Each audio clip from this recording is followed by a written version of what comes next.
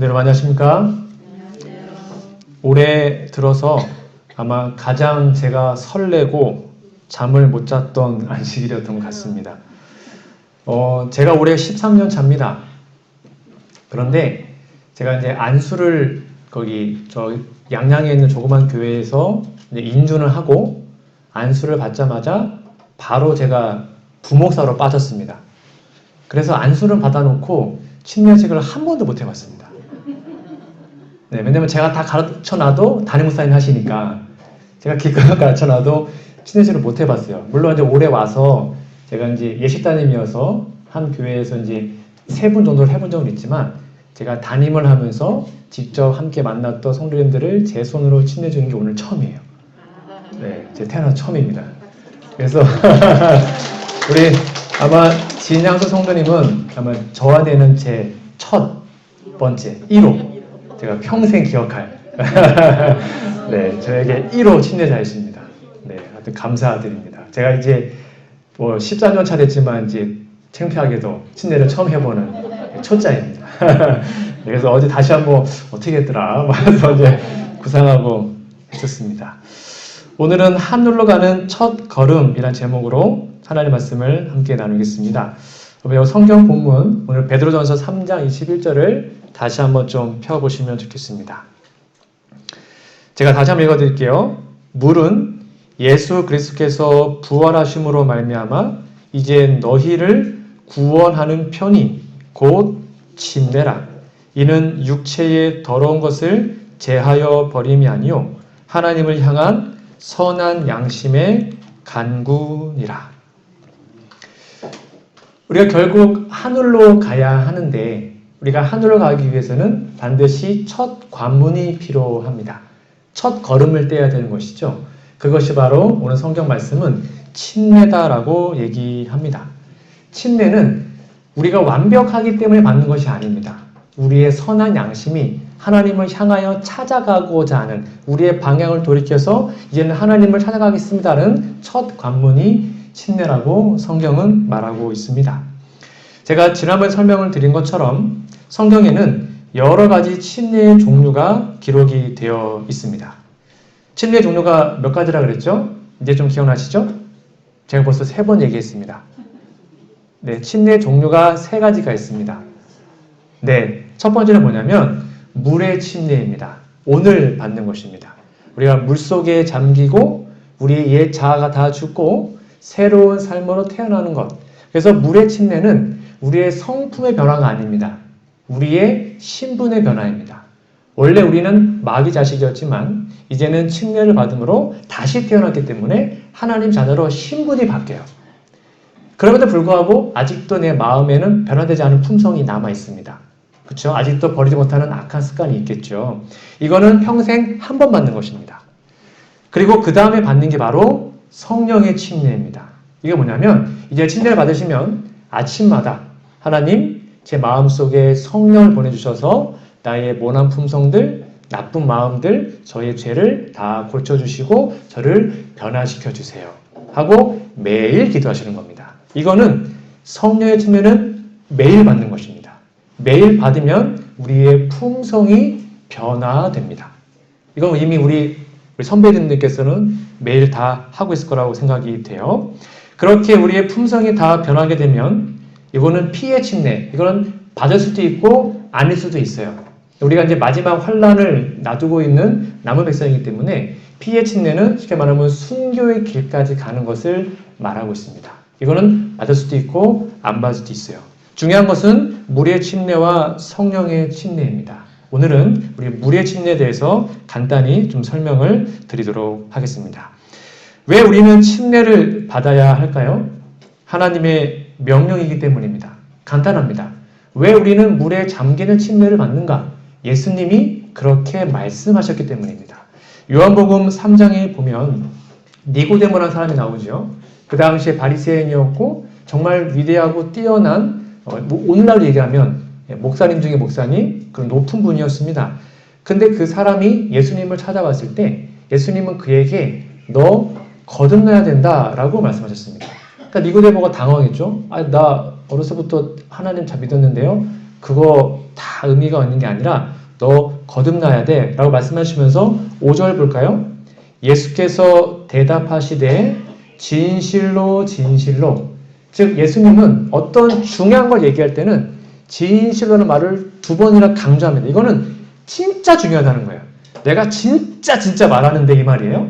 너에게 이르노니 사람이 물과, 아까 물의 침례 말하는 거죠. 물과 성령으로 다시 태어나지 아니하면 하나님 나라에 들어갈 수 있다 없다?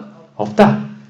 그러니까 물에 잠기는 침례를 반드시 받은 사람만 하늘에 간다라고 누가 말했다고요?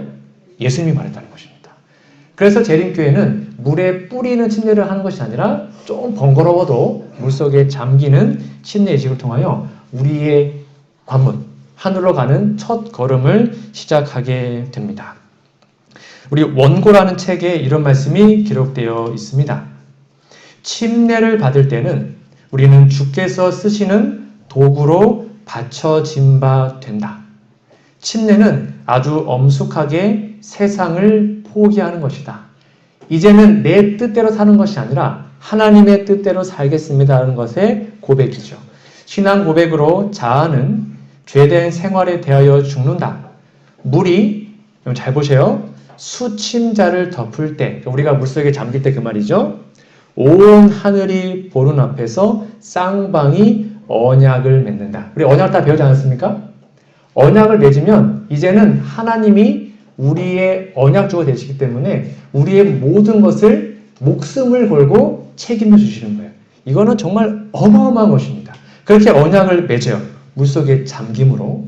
아버지와 아들과 성령의 이름으로 그는 물 무덤으로 내려가 그리스도와 함께 장사됩니다. 우리의 모든 죄가 다 죽는 것입니다.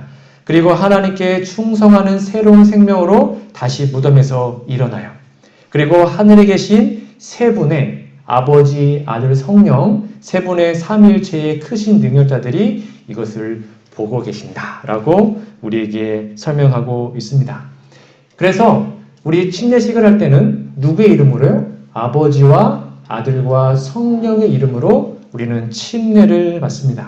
이것 또한 예수님의 명령이었습니다. 여러분, 유언은 중요한가요? 중요하지 않나요? 중요하죠. 유언을 할 때 뭐 농담이나 허튼 소리 하는 사람은 없을 겁니다. 유언은 정말 중요한 것입니다. 예수님이 이 땅에 계시고 부활하신 다음에 다시 하늘로 올라가실 때 마지막으로 유언하셨습니다. 유언. 그럼 중요할까요? 중요하겠죠. 그 마지막 유언 말씀이 마태복음 28장 19절입니다. 너희는 가서 모든 민족을 제자로 삼아, 그 다음에 중요한데요. 아버지와 아들과 성령의 이름으로 침례를 베풀어라. 이게 예수님이 뭐라고요? 유언이에요. 그러니까 이렇게 중요한 것이 바로 침례 예식입니다. 밑에 볼까요? 성부와 성자와 성령께서 사람들에게 흑암의 세력을 이길 힘을 주시겠다고 선언하셨다. 하늘의 모든 편익들이, 하늘의 축복들, 우리는 이제 침례 받잖아요? 그러면 온 하늘의 모든 천사들이 필요하면 우리 한 사람을 위해서도 파견될 수 있습니다. 하늘의 모든 것들이, 모든 자원들과 그 모든 것들이 우리 하나를 위해서 다 사용될 수 있다는 것입니다. 이게 그 말이에요. 하늘의 모든 편익들이 침례 서약으로 하나님과 언약 관계를 맺은 사람들에게 약속되어 있다. 놀랍지 않습니까? 우리 이제 하늘의 모든 자원을 마음껏 쓸 수 있는 특권을 침례를 통하여 받게 되는 것입니다. 자, 그러면 이렇게 침례식을 통하여 우리가 구원을 받으면 어떠한 축복과 특권이 있을까요? 오늘은 빠르게 7가지만 좀 정리해 드리도록 하겠습니다. 이미 침례 받으신 분들도 한번 정리해 주시고 오늘 새롭게 침례받으신 분들도 마음에 새겨 주시면 좋겠습니다. 첫 번째는 구원을 받습니다. 성경 이렇게 하고 있습니다. 믿고 침례를 받는 사람을 뭘 받아요? 구원을 받을 것이고 믿지 않는 사람은 정죄를 받으리라. 세상에서 그 어떤 것보다 가장 중요한 것은 구원입니다. 우리는 다 죽어요. 돈이 많던 적던 잘생긴 못생기건 상관없어. 다 죽습니다. 그런데 침례를 받으면 뭘 받는 것입니까? 구원을 받아요. 이거는 엄청난 특권인 것입니다. 두 번째, 바로 하나님의 자녀가 됩니다. 아까 말한 것처럼 우리의 신분이 바뀌어요. 이젠 더 이상 우리는 마귀의 자녀가 아닙니다. 우리의 아버지가 누구예요? 온 우주를 창조한 하나님이 되십니다. 예수께서 침례를 받으시고 곧 물에서 올라오실새 예수님 침례 받은 다음에 물에서 올라오자 하늘로부터 소리가 났습니다. 이는 내 사랑하는 아들이요 내 기뻐하는 자라. 오늘 이 말씀이 들릴 것입니다. 물론 직접 들리는 것은 아니겠지만 우리의 마음속에 믿음으로 이 말씀을 듣게 되기를 바랍니다. 이는 내 사랑하는 딸이요 내 기뻐하는 자라. 하나님 오늘 진향손 성도에게 이런 아름다운 말씀을 해주실 것입니다. 하나님의 자녀가 되는 축복. 세 번째는 무엇일까요? 바로 하늘나라의 시민권자가 됩니다. 여러분 많은 사람들이 미국이나 그런 선진국에 이민 가기를 원합니다. 근데 그 시민권 얻는 게 쉬워요, 어려워요? 어려워요. 돈도 많아야 되고 시험도 봐야 되고 정말 어렵습니다. 시민권 따는 게 쉬운 게 아니에요. 하물며 하늘나라의 시민권을 얻는 게 쉬워요, 어려워요? 원래 어려운데 침례를 받음으로 그 시민권 하나님은 무료로 준다는 것입니다. 그러니까 침례가 얼마나 놀라운 것입니까?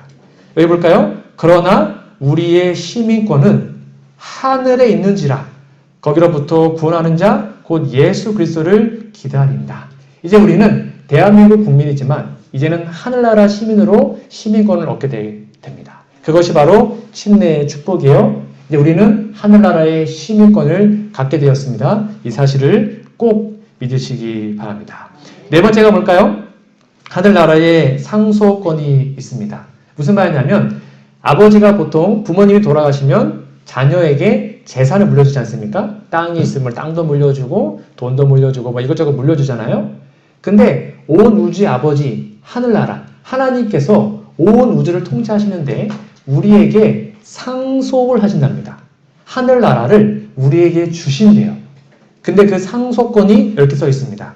자녀이면 또한 상속자 곧 하나님의 상속자요 그리스도와 함께 한 상속자니 우리가 그와 함께 영광받기 위하여 고난도 함께 받아야 할 것이니라. 당연하죠. 이제 우리가 하나님의 자녀가 되었으니까 우리는 이 땅에는 비록 땅이 없을지라도 괜찮아요. 우리는 하늘나라 부동산을 소유하게 됩니다. 하늘에 우리의 땅이 있게 됩니다. 하늘에 우리 집이 있게 됩니다. 왜냐하면 하나님이 우리에게 그것을 상속해 주시거든요. 이것이 바로 침례의 축복입니다. 다섯 번째 볼까요? 구원의 표를 가진 자가 됩니다. 오늘 본문 말씀에 보면 물은 예수 그리스도께서 부활하심으로 말미암아 이제 너희를 구원하는 편이 곧 침례라 그랬습니다. 우리가 기차를 타거나 어디에 갈 때 뭐가 있어야 탈 수 있죠? 티켓, 그렇죠? 표가 있어야 탈 수 있습니다. 표가 없으면 들어갈 수가 없어요. 마찬가지로 우리가 나중에 재림 때 하늘나라에 들어가려면 표가 있어야 돼요. 표. 저 하나님의 자녀인데요. 저 하나님의 티켓이 있는데요. 라는 그 표가 뭐라고요? 침례하는 것입니다. 침례를 받으면 이제 우리는 하늘나라의 구원의 표를 갖게 됩니다. 이거를 절대로 여러분 버리지 마시고 잘 간직하시면 좋겠습니다. 여섯 번째입니다. 또 다른 축복이 무엇인가? 바로 성령을 선물로 받습니다. 하나님께서 우리에게 줄 수 있는 최고의 축복은 돈도 아니고 건강도 아니고 그 어느 것도 아닙니다. 물론 그것도 좋은 것이지만 하나님은 우리에게 제일 좋은 걸 주고 싶어 하십니다. 그게 바로 성령이십니다. 성령은 온 하늘의 전부를 우리에게 주신 것과 같은 것입니다.